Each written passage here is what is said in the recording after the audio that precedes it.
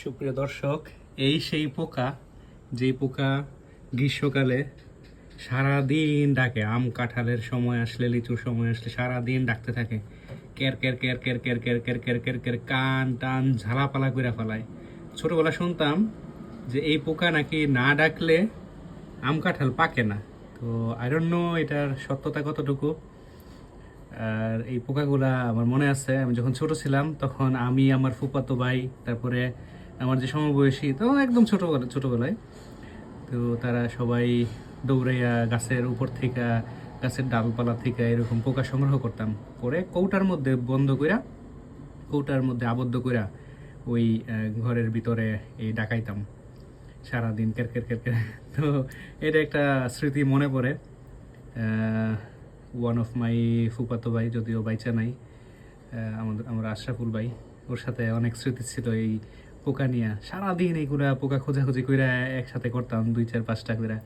এটা একটা মানে যোগ ছিল তখন। যাই হোক, এই যে পোকা, এই পোকাটা আজকে এমনিতেই ওই খুঁজতে হয় নাই ডালের থেকে, এমনিতেই চলে আসছে আমাদের ঘরে, আমাদের মানে বারান্দায় এখানে বসা। দেখে আমি অবাক হইলাম যে একটা সময় ছিল এটা ধরার জন্য কতই না চেষ্টা, কষ্ট, মুজাহাদা এগুলা করতাম। বাট আজকে এটা সামনে, খুবই আবেগে আপ্লুত হয়ে গেলাম। হোয়াটএভার। আর এটা কি ওই কান টান একদম ঝাড়াপালা করে ফেলায় এই আম কাঁঠালের সিজন আসলে। এটা কিন্তু একদম জ্যান্ত, মানে উইরা আইসা বসছে।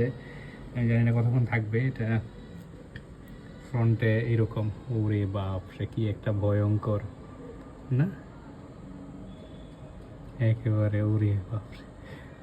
এটাই খুব একটা ভয়ঙ্কর একটা ইয়ার মতো দেখা যাইতেছে, প্রাণীর মতো।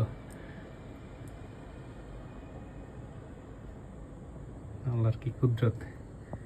সো এইগুলো নাকি প্রত্যেকটা জিনিসই আল্লাহ তাআলা কোনো না কোনো উদ্দেশ্যে বানানো হয়েছে। আল্লাহই ভালো জানে যে এটার উদ্দেশ্য কি। বাট অবশ্যই অসুস্থকর লাগে, সারাদিন ডাকাডাকি করে। গ্রামের মধ্যে বেশি, শহরে খুব কমই, বাট গ্রামের মধ্যে সারাদিন এটা ডাকতে থাকে। কের কের কের কের সারাদিন ডাকতে ডাকতে পুরা অস্থির করে ফেলায়। Alright, that's all. দেখি এটা দৌড় দেয় নাকি। না, দৌড় তো দেয় নাই। দৌড় দিছে। ওরে,